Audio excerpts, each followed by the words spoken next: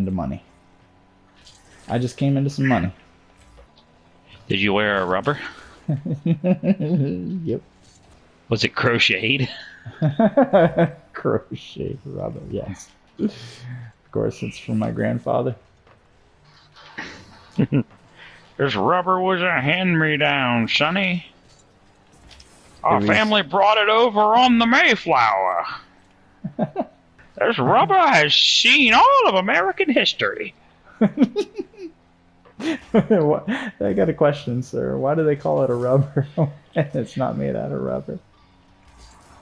Because back in those days, the closest thing we had to rubber was some nice tea leaves that were just overlapped in such a fashion as to create a little pouch or possibly a satchel in which to hold your rugged, manly European seed. You know why we had that tea party? Because we couldn't find any place else to dump all of our tea bag contents. All the whores that we brought over with us had died of the syphilis. We had nowhere for a hard-working, honest man to unflagellate his Johnson. So we needed to dump all of our tea into the harbor. That's why there are so many baby fishies that season. There's a very large population of mermaids and mermen that were born slightly thereafter. That's actually part of Aquaman's origin story. It was born of the sperm of Boston. It was just spilled into the harbor. Like so much Exxon Valdez oil. When we brought our family condom over from the old world to the new, we stored it in the stomach of a yak. Tied up with a leather thong to make a nice pocket satchel. It was the predecessor of today's fanny pack. You knew that you were dealing with tourists when you saw those walking around with yak stomachs satcheled to their waistlines.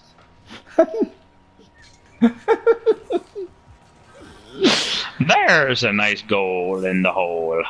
A goal in the hole is worth syphilis off your pole.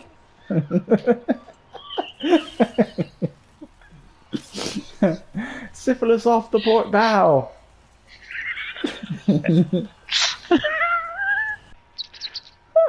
Got some kind of black rad rock, so that's cool.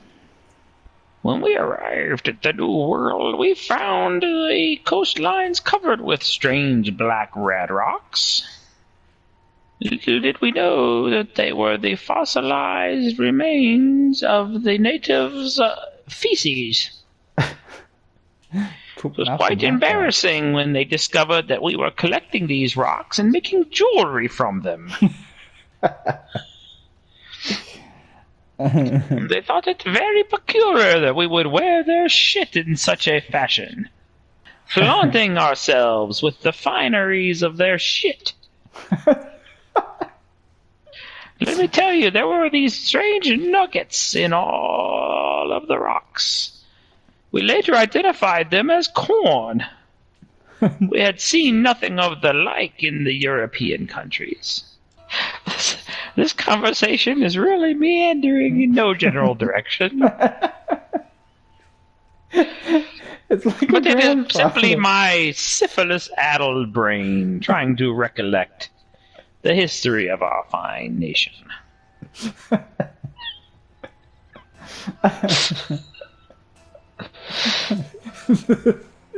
I like that the tea. Oh, the Boston Tea Party is just a whole bunch of tea bags full of semen. The harbor was swimming with life that day, I tell you. Life by the microscopic millions. Flagellating around the harbor, simply searching for something to impregnate. Alas, our nation proved to be impregnable.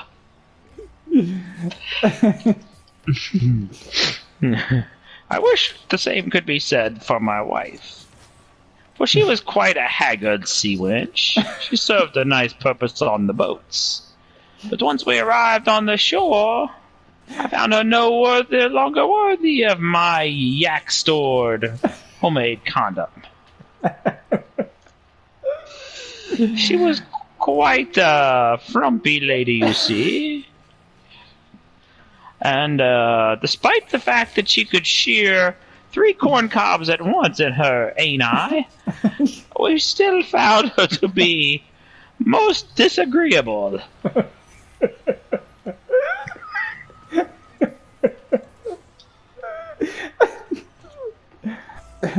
So much history in Boston in that time.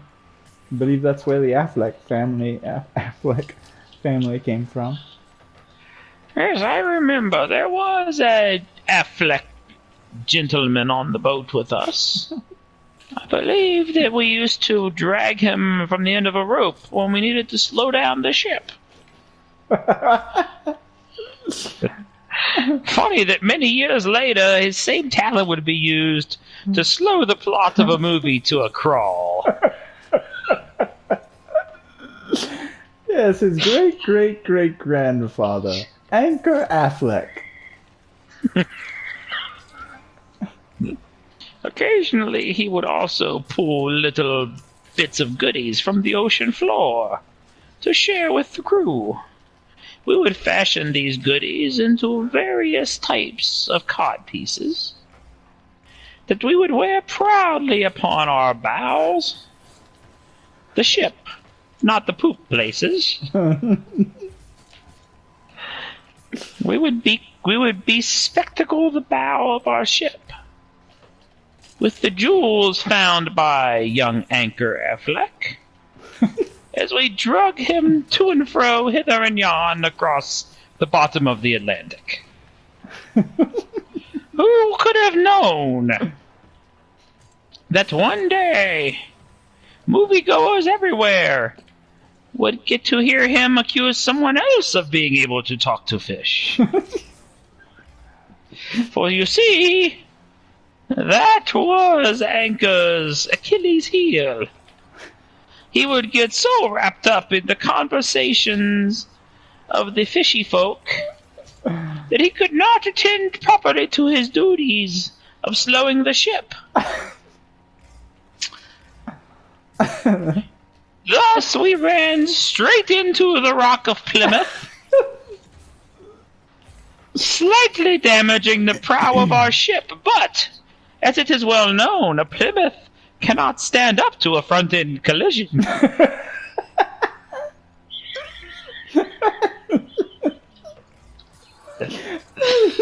So our ship was not terribly worse for the wear. The rock simply crumpled like a tin can. Strangely enough, the airbags also failed to deploy. What were the airbags made from?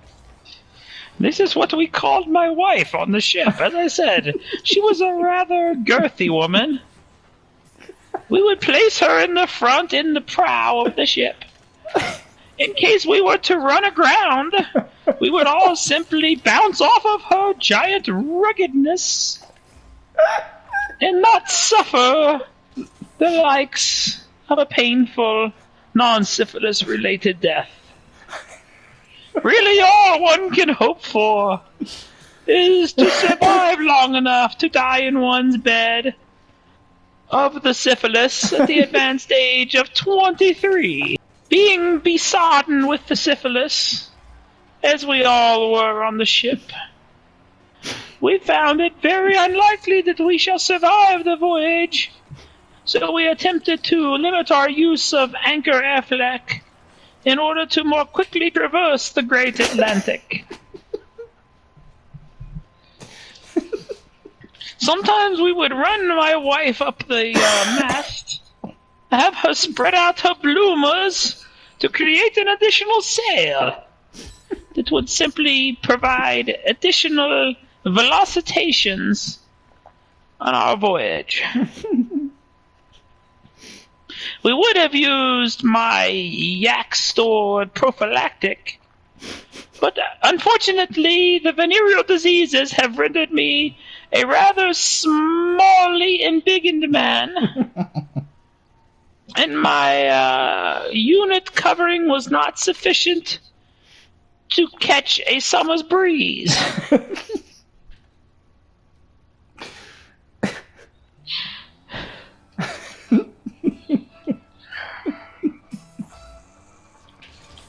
Would you like to take a breather, sir?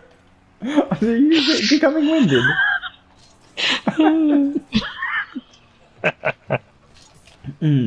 I do like regaling the histories of our great land. Especially those facts that tend to be left out of the children's history books.